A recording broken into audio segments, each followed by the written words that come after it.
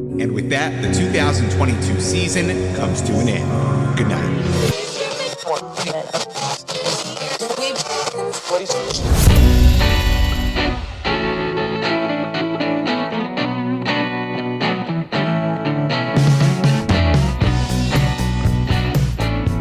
Sound matters. Be heard. Welcome to the podcast where you get exclusive behind-the-scenes tips to make your own show sound truly spectacular. This is Podtastic Audio. Hey, what's happening? How are you doing today? Merry Christmas and happy holidays and happy Hanukkah and happy whatever holiday you like to celebrate this time of year. But as I release this episode, it is going to be coming into the Christmas weekend. I'm recording this a few days before Christmas, and probably by the time it gets out, maybe by the time you hear it, Christmas would have already happened, or it's Christmas Day right now. Who knows? But Merry Christmas to you, and I hope that you and your family and everyone around you has a happy and wonderful and safe, fantastic Christmas weekend. If you don't celebrate Christmas, well, happy holidays to you and your family. So here on Podtastic Audio, where I help you design your podcast without having to know all the fancy technology and all the fancy buttons and mixing boards and all the crazy high-end consoles, and especially without spending tons of money on crap and gear you don't even need. I mean, in fact, you can get your podcast going with a simple, basic USB microphone. In fact, you really could even do it with just your smartphone. But I would never do that with just that, because I can't imagine any show like ever taking off just using a basic iPhone. Not saying you can't do it. I'm saying I don't think there's ever been a show in the history of podcasts that have ever been so massive and the guy only did it from his smartphone, walking around. Not saying you can't do that, but I haven't seen a show take off that's been the platform to do it on.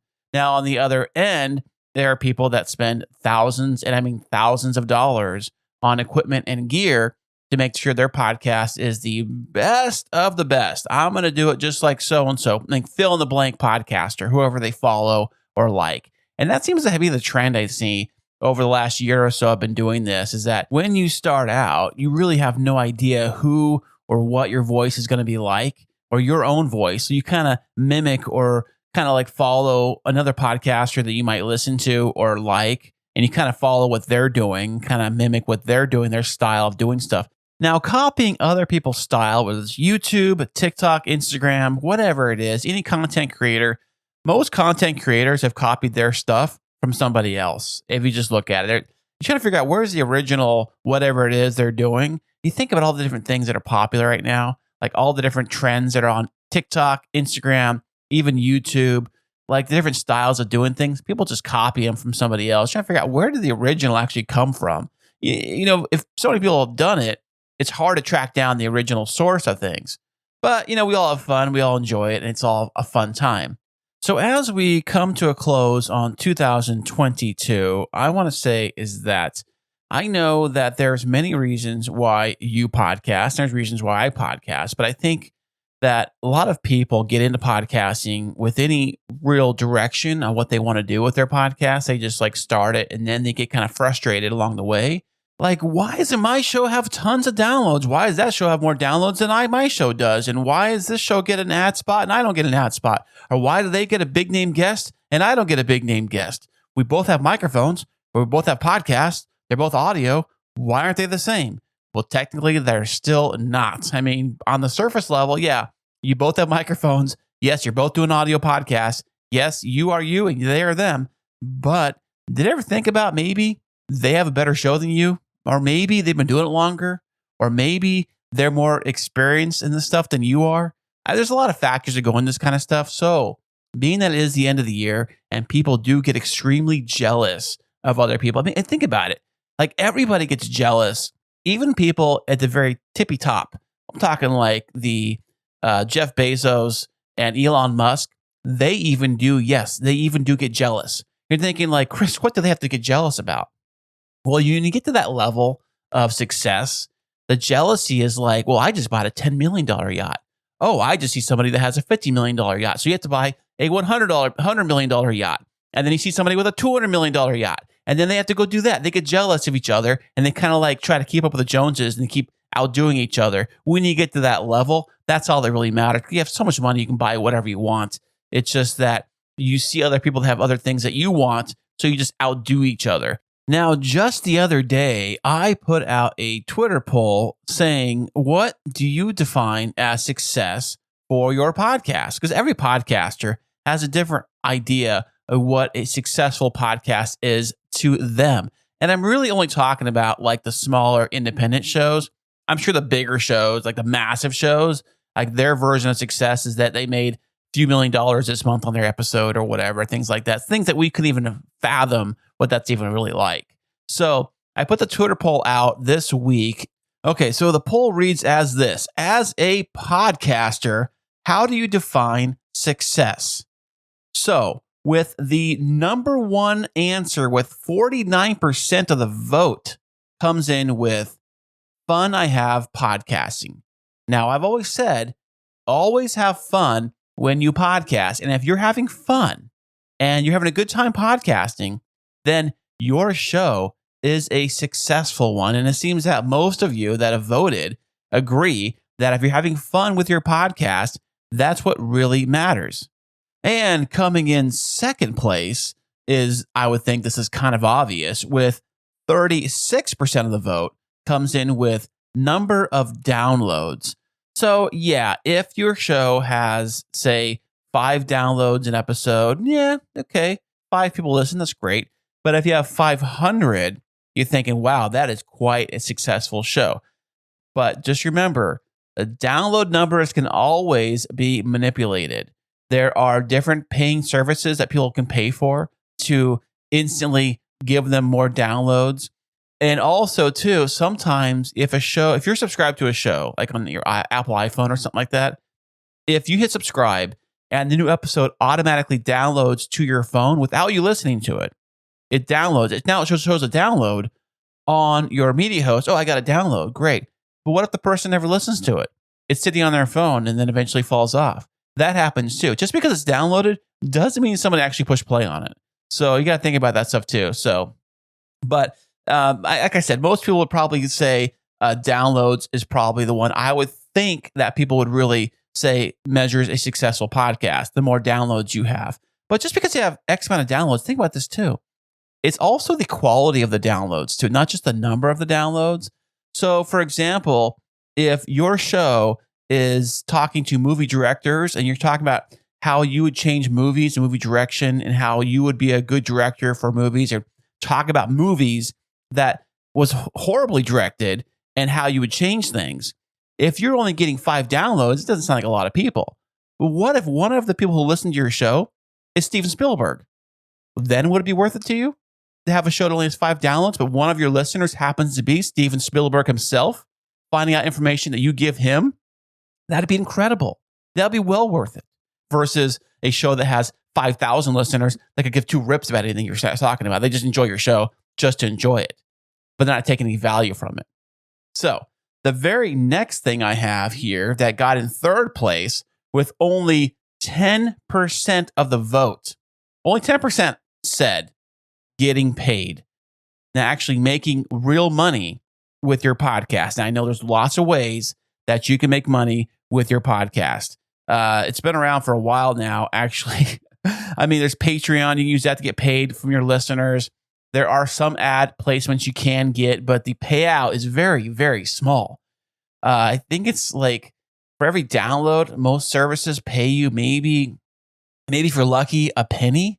Maybe a penny, maybe even less than a penny. I don't know. It's very, very small. Maybe even a few cents. The point is this: even if you have like 200 plays on an episode, which I think is quite a bit, 200 plays on an episode, you're still maybe making, if you do a weekly show, you're still maybe making, what is that? Maybe like, I don't know, $50, $20. I don't know. It's not enough to quit your job over, is what I'm saying. It's money, yes, but it's not enough to really put all your eggs into that basket and say, oh, we're going to do ads and we're just quitting. The only shows that really make any money posting ads off the ads are the ones that get millions, and I'm talking millions of downloads every single like month or whatever it is. I mean, lots and lots of downloads. Like, we're talking less than the 1% club of the top podcasts in the world. Now, to my surprise, the least voted answer in this survey, the one that I thought for sure would be number one or number two, it was the least picked. And with only 5% of the vote on what as a podcaster, how do you define success for your show? With only 5% of people said talking to VIPs. I thought for sure this would be number one, because I know a lot of podcasters get into podcasting and now they have a podcast. They're going to pitch, all these big name guests to get on their show. Like, I want to have so-and-so on my show. I want to have Steven Spielberg. I want to have whoever it is, fill in the blank. I don't know. And they want to get these people on their show. It seems like that's a driving factor for success, because I'll see this posted a lot on social media. They'll say, oh, I just booked a great guest. Oh, I have a fantastic A-lister coming on my show this week.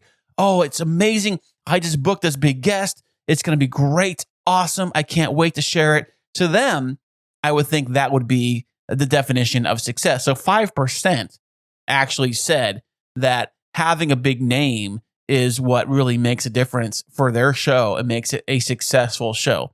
Now, however you decide what is successful for your show is your show. And from the majority, I would say have fun creating your podcast. So going back to the whole jealousy thing, I got me thinking about this, is how, like I said, some podcasters really kind of follow the big names in podcasting. They want to mimic their show. And if this podcaster, say independent show like mine or yours, has a ton of money to spend on stuff, they will basically build themselves a studio, buy themselves the best equipment, the best gear, and the best camera rigs. I just came across a podcast probably a few weeks ago. I don't listen to their show, but I have followed them on social media and I have seen their clips on either TikTok, Instagram Reels, things of that sort. Now, I'm not going to mention the name of the show at all, just in case they're listening or anything like that. I'm not trying to talk trash about their show. I'm just saying that they're a fairly new show, being that they've been around maybe a year or so, like a year or so old. It's a talk show kind of show. They have cameras, multiple cameras going on, each person talking. In every interview they do, it looks like it's live in the studio. Like it's a studio thing. They got cameras on each person talking. They've got Shure SM7B microphones. They've got really good lighting. I mean, really good lighting and really good camera work. So each camera is really good. So I'm thinking that they spent a fortune on creating this entire podcast. Like, they got the best gear, best lighting. They got the sounds incredible from what I've heard. It sounds great. But the subject matter is kind of, I wouldn't say it's okay. It's just that they're trying to mimic some of the bigger name shows, like the Joe Rogan show. Everybody seems like they want to copy the Joe Rogan show. Like, Joe Rogan, I'm going to do my show exactly like his. I got money. I'm going to build a studio that looks like Joe Rogan's studio. And I'm going to have, oh, he has that microphone. I'm getting that microphone. I'm getting that same gear and same setup. And I'm going to do a show exactly like the way he does his show. Okay, great. And even if you have the same content and the same everything, I mean, you're talking almost a clear mimic of his show will still do better than your show by light years. And you're like, why isn't my show successful? I'm doing the same thing he's doing. But you got to remember, one thing that he has that you don't have is that he is Joe Rogan and you're not. And also, he's got like, before he even started his podcast, he had like 20 years of building an audience. He was on television. He was, I think he was in movies too, stand-up comedy. He was hosting the UFC, still does that. So he's popular. He's a celebrity, right? He has that celebrity status going into podcasting. And he got in early in podcasting too. I think he started his show like 2009-ish, somewhere around there. Kind of the earlier days of podcasting when it was still kind of kicking off. Like, the only people who had podcasts were like tech nerds or maybe celebrities had their podcast going. And now everybody and their mother has a podcast, and there's nothing wrong with that. You can do that too. But the point is this, is that show I was talking about, that podcast, been around for almost 2 years now. Well, a year now. They have all this money invested. And I decided to go check them out on Listen Notes. Now, I know people seem to say Listen Notes is garbage. It's horrible. It's not true. It's fake. It's false. It's whatever. It's all this stuff.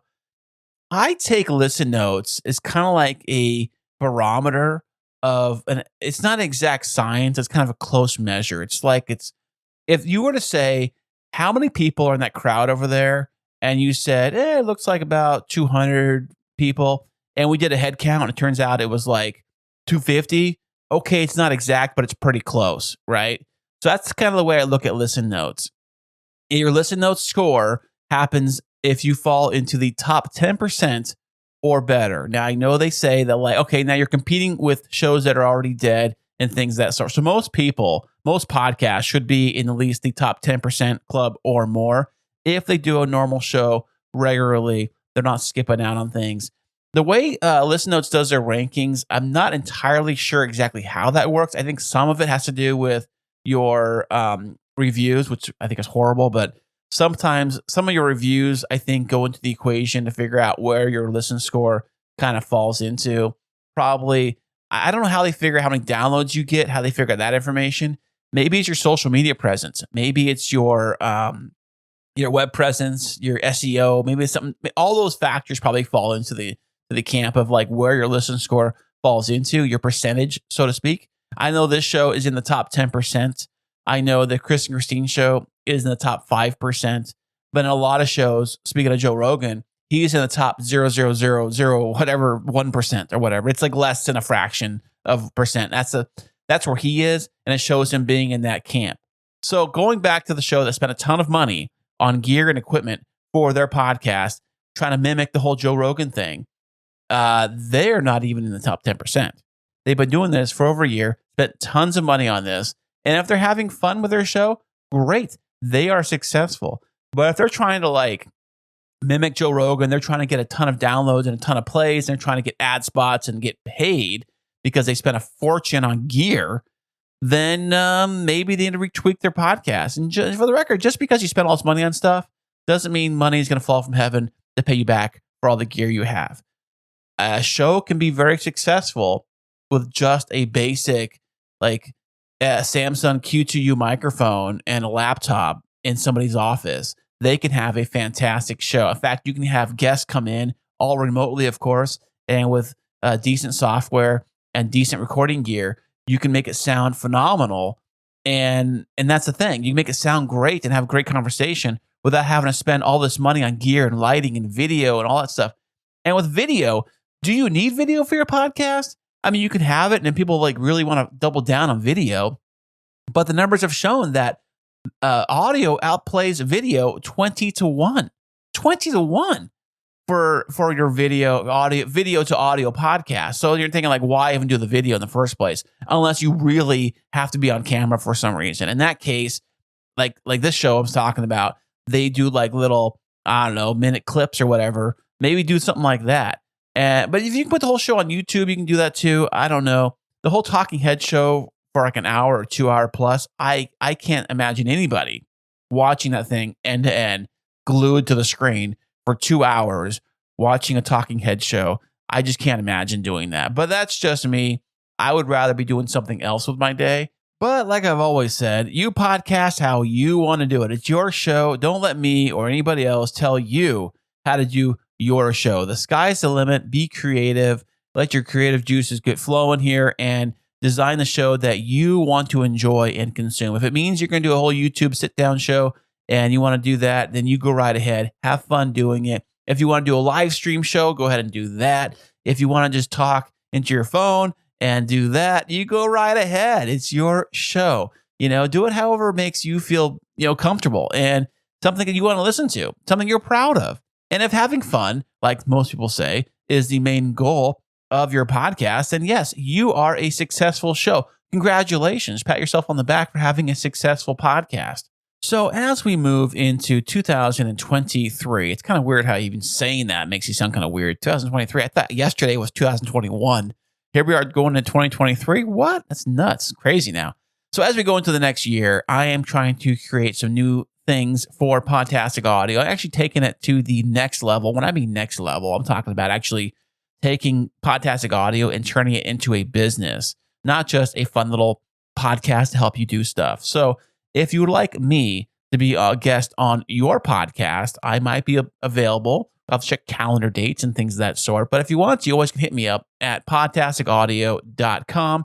And I'll put a link to that into the show notes. Actually, I put links to all that stuff into the show notes below. My email is at podtasticaudio@gmail.com. But yes, that's also in the show notes. So you can click, and it takes you exactly where you want to go. So if you want to have me on your show, we might be able to book something, set something up. If you need personal one-on-one coaching to help you with your podcast, I can put you on the schedule. It's coaching with Chris, figuring out your podcasting stuff. We can do a Zoom call and figure out what you're doing. And maybe I can show you some things that I've done personally and hold your hand and create your amazing podcast. There is a link to schedule and book with me for that service on podtasticaudio.com. And until next time, you keep on making your amazing podcast, your amazing audio, and your fantastic Merry Christmas. And I'll catch you next time.